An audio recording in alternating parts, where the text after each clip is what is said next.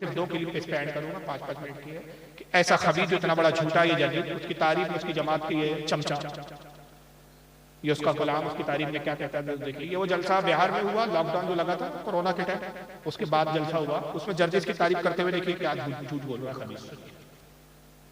دیکھتا ہوں مولانا جرجیس صاحب کے تقریر کے بعد کتنے لوگ ہیں، کتنے محبت رکھنے والے ہیں کہ جاؤ مولانا کا آنے جانے کے خرچ کے برابر پیسہ ہم دے کے جائیں گے۔ اگر چندہ مانگ رہا ہے، پیسے سے ملے نہیں ہے چندے کے، نذرانے کے وعدے پڑے ہوئے ہیں۔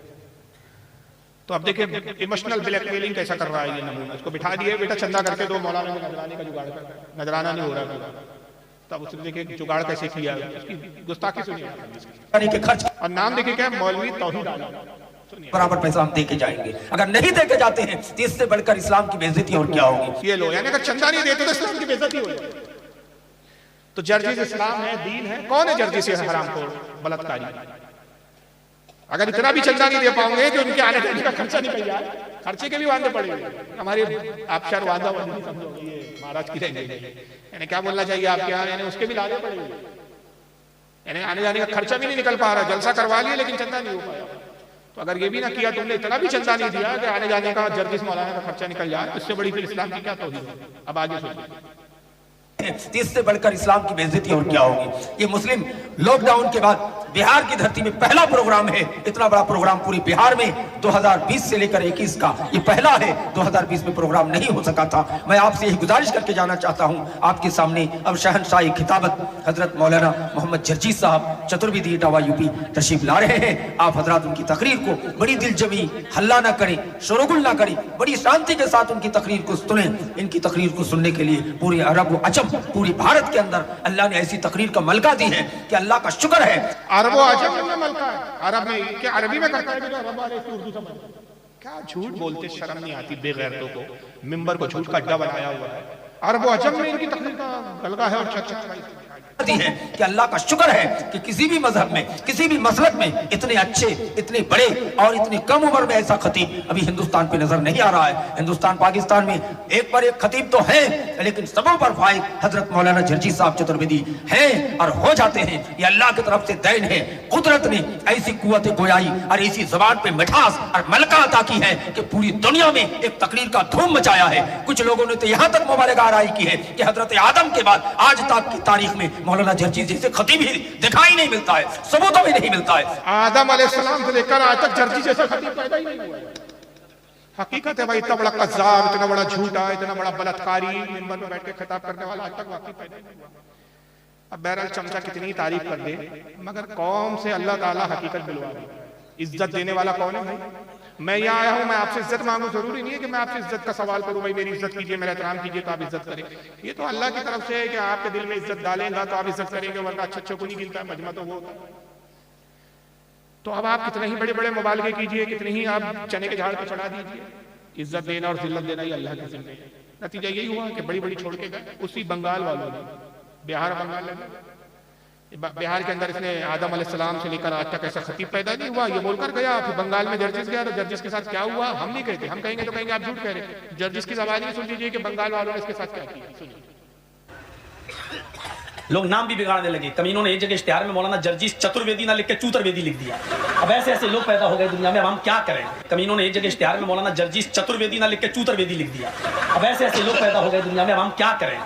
اس لیے اب اترویدی چترویدی کا لفظ کاٹیے اشتہاروں سے، مت لگائیے صرف مولانا۔ اب آپ لوگ بھی ایک غلط کر، جرجیس عالم، جرجیس، میرا نام جرجیس عالم نہیں ہے۔ غصہ آتا ہے جب جرجیس عالم دیکھ لیتا ہوں اشتہار میں، لگتا ہے میں ہوئی نہیں جرجیس عالم، بھاگنا ہوگا۔ میرا نام جرجیس عالم نہیں ہے، میرا نام محمد جرجیس ہے۔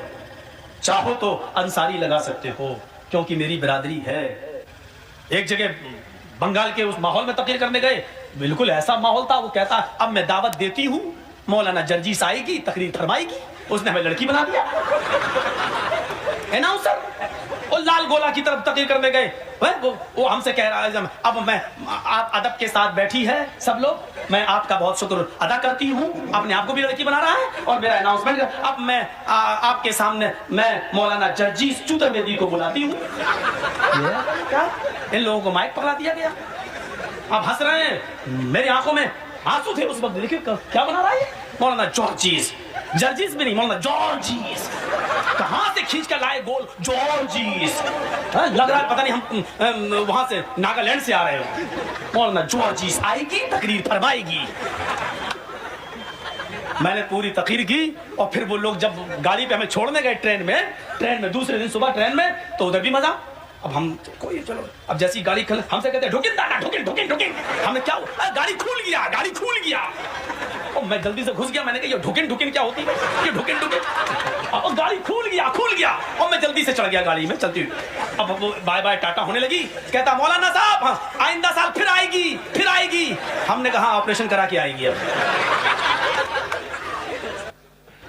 تو اس نے خود اپنی اوقات اپنی زبانی بتا دیا کہ آپریشن کرا کے آئیں گی, کبھی یہاں آ جائے تو آپ اسے ضرور پوچھنا آپریشن کرا لی, یہ ضرور پوچھنا.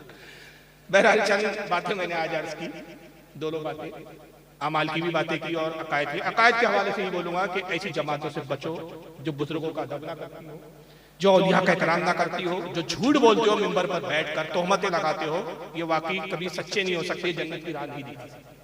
تو آج ضرورت ہے کہ ہم علماء اہل سنت سے رابطہ رکھیں, علماء اہل سنت سے جڑے رہیں, اپنے اعمال کی اصلاح کریں, نماز کی پابندی کی کوشش کریں, اپنے کردار کو, اپنے اعمال کو سدھاریں. اللہ تعالیٰ آج کی اس بزم کو قبول فرمائے, اور جو بھی مختصر وقت میں خطاب ہوا اللہ اپنی بارگاہ میں اس کو شرف قبولیت عطا فرمائے. وما علینا الا البلاغ المبین. السلام علیکم ورحمۃ اللہ وبرکاتہ.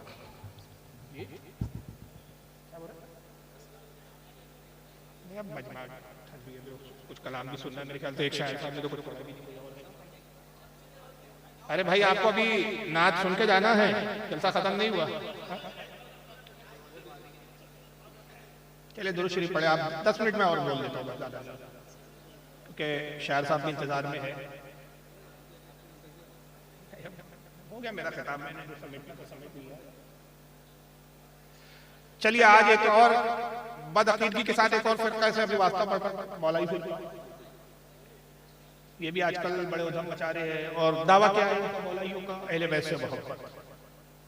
لیکن حقیقت یہ ہے کہ اہل بیت کی محبت کی آڑ میں صحابہ کی توہین کرتے ہیں. یاد رکھیے اسلام کے 2 ستون ہیں, ایک ستون بھی ہٹا دیا جائے تو اسلام کی عمارت قائم نہیں ہے.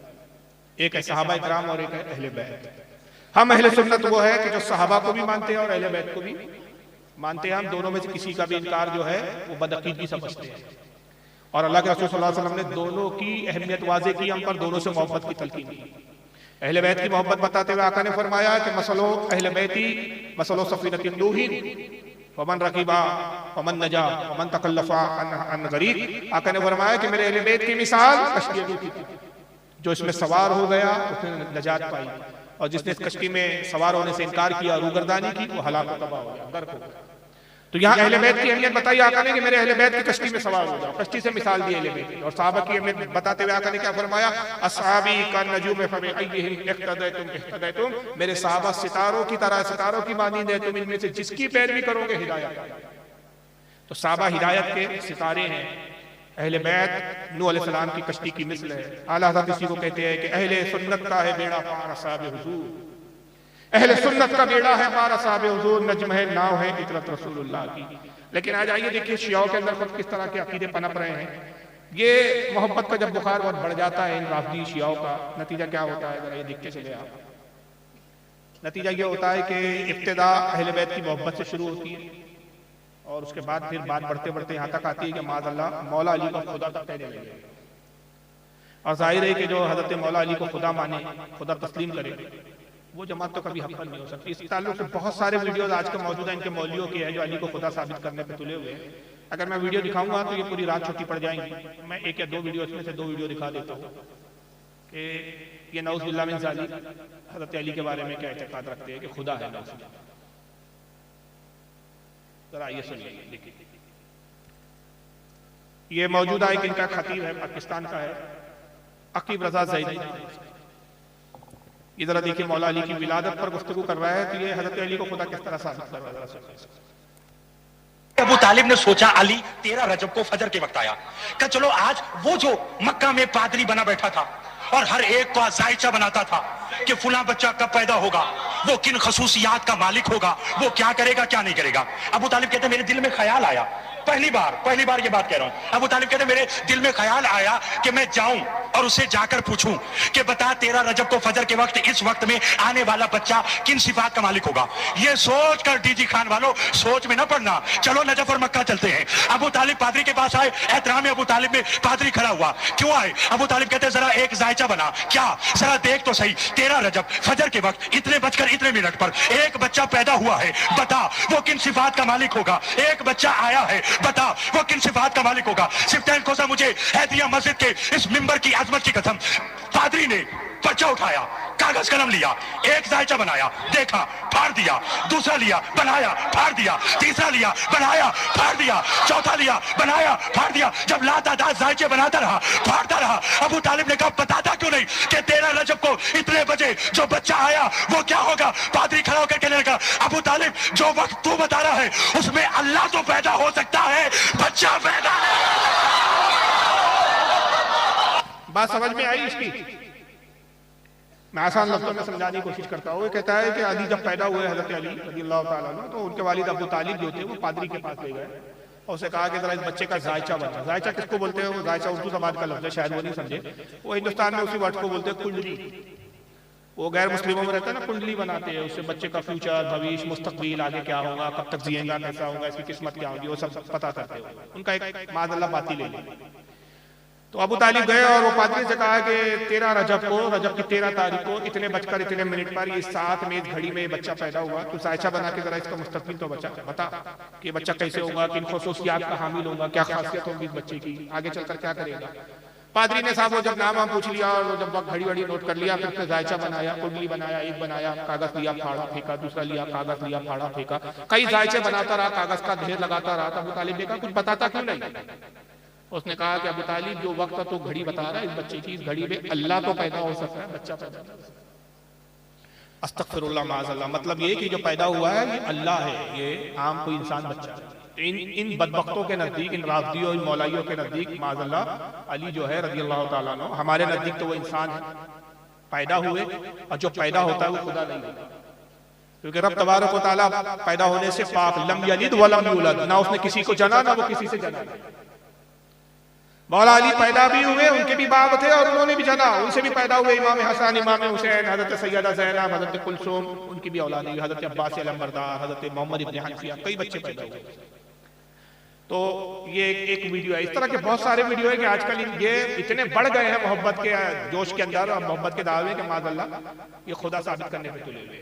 अब ये एक मौलवी को देखिए, अली बाकर नकवी है, अच्छा ये टोपी नहीं पहनते, पता नहीं टोपी से क्या एलर्जी है, खुले साफ तकरीरें करते हैं। अब ये एक वाक़या सुना रहा है, अब यहाँ तो अभी अली ही खुदा नहीं बल्कि और भी खुदा नहीं, मुशरिकों की तरह अकीदा कई खुदाओं के कायल है।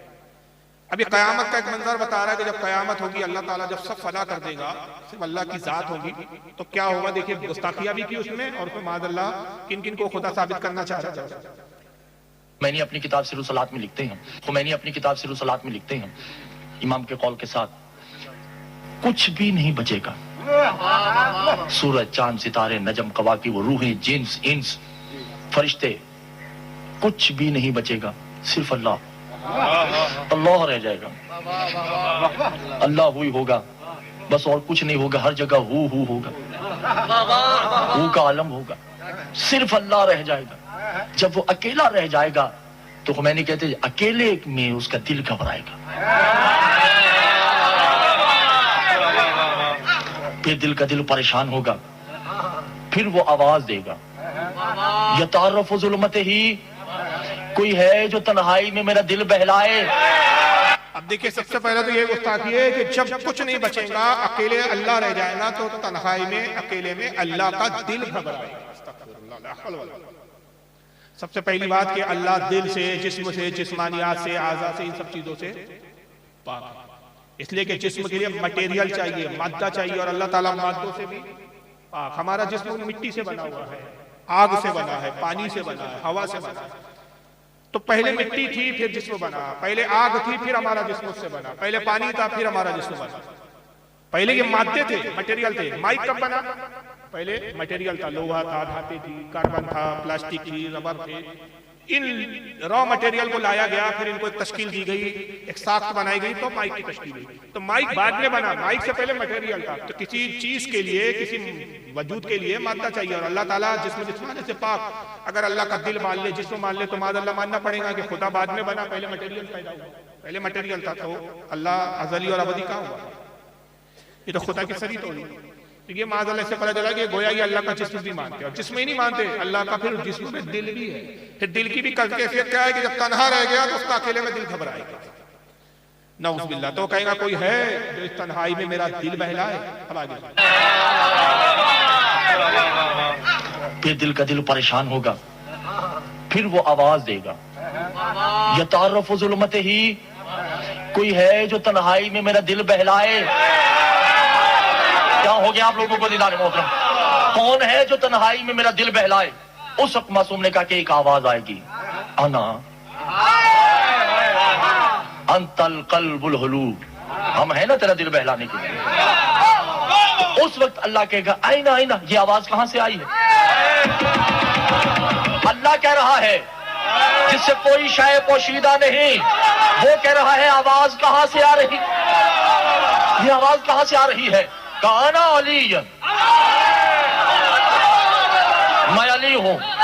ادھر سے آواز آئے گی انا محمد، میں محمد ہوں۔ ادھر سے آواز آئے گی انا فاطمہ، ادھر سے آواز آئے گی انا حسن، ادھر سے آواز آئے گی انا حسین۔ ہم پانچ ہیں نا تیرا دل بہلانے کے لیے۔ اس وقت اللہ جس کا چہرہ نہیں مسکرا کے کہے گا میں نے تو یہ کہا ہی نہیں کہ تم میرا دل بہلاؤ، تم تو میں ہوں، میں کہہ رہا ہوں تمہارے علاوہ کوئی ہے جو میرا دل بہلائے؟ تو آواز آئے گی انا الاب الفضل العباس ہے۔ جب اللہ کہے گا کوئی ہے جو میرا دل بہلائے، تو ایک کونے سے آواز آئے گی انا، میں ہوں تیرا دل بہلانے۔ اللہ کہے گا آئینہ آئینہ، کون نے کہا؟ اللہ کو پتہ ہی نہیں کہا، اتنا غافل، اتنا بے علم، اور سب سے پہلے تو یہ بکواس ہے، ایسا کچھ ہے ہی نہیں۔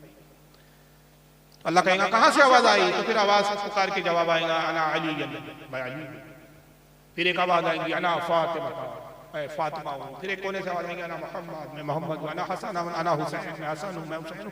ہم پانچ ہیں نا تیرا دل بہلانے کے لیے۔ اللہ کہیں گا میں نے تمہیں تھوڑی پکارا ہے، تمہیں تھوڑی آواز دی ہے، تم تو میں ہوں، میں تم ہو، تم میں مجھ میں کوئی فرق تھوڑی ہے، تم تو میری ذات میں ہو، میں تمہاری ذات میں۔ پانچ نہیں بلکہ چھ خدا ہے۔ تو پھر ایک چھٹی آواز آئے گی انا فضل عباس ہی، انا ابو الفضل عباس ہی، میں ہوں عباس علم اللہ۔ تو پھر وہ اللہ کا دل بہلائیں گے، تو تب اللہ کی جو ہے وحشت، خوف، ڈر، تب اللہ کا معذرت ہوگا۔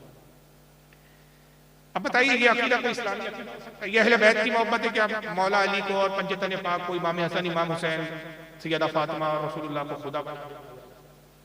نبی پاک صلی اللہ تعالیٰ علیہ وسلم کو جب خدا نہیں کہا جا سکتا تو علی فاطمہ کو کیسے خدا کہا؟ ہرگز۔ تو بس میں نے دو جھلکیں دکھائی ہے جس سے آپ اس فرقے کی اصلیت کو سمجھ سکتے ہیں، ورنہ اس طرح کی بہت ساری کلیپیں ہیں، بہت سارے ان کے مولویوں کے ویڈیوز ہیں، بہت ساری کتابیں ہیں میرے پاس جس میں یہ سب دعوے کیے گئے ہیں۔ اور بات جو ہے وہ یہاں تک نہیں رہ گئی اب اس فرقے میں کہ علی کا پہلا نمبر، یہ دھوکہ دڑی ہے۔ یہ تو صرف علی کا پہلا نمبر نہیں، اب اتنا آگے بڑھ گئے کہ معاذ اللہ علی کو خدا تک لے گئے، علی کو خدا بنا دیا۔ تو میں سمجھتا ہوں کہ آج کی اس محفل میں، آج کی اس وقت میں، مختصر وقت میں جو کچھ میں نے بتایا، بہت ساری چیزیں آپ کی سمجھ میں آئی ہوگی۔ ایسے جماعتوں سے، ایسے فرقوں سے بچو۔ اہل سنت کی حق ہے، رسول اللہ کے زمانے سے آج تک جو عقیدہ چلا آ رہا ہے وہی عقیدہ ہے جو رسول اللہ نے بتایا، جو صحابہ نے اور اسی عقیدے اور اسی منہج کو، اسی طریقے کو آج اس زمانے میں بطور نشانی ہم مسلک اعلیٰ حضرت سے مخاطب کرتے ہیں، اس سے تعبیر کرتے ہیں۔ مسلک اعلیٰ حضرت کوئی پانچواں چھٹا مسلک نہیں، در حقیقت یہ اہل سنت کی ترجمانی کا نام ہے، بلکہ یہ کہا جائے کہ مسلک امام اعظم ابو حنیفہ کی ترجمانی کا نام ہے مسلک اعلیٰ، یہ ترجمانی ہے۔ اللہ تعالیٰ آج کی اس بات کو قبول فرمائے۔ وما علینا الا البلاغ۔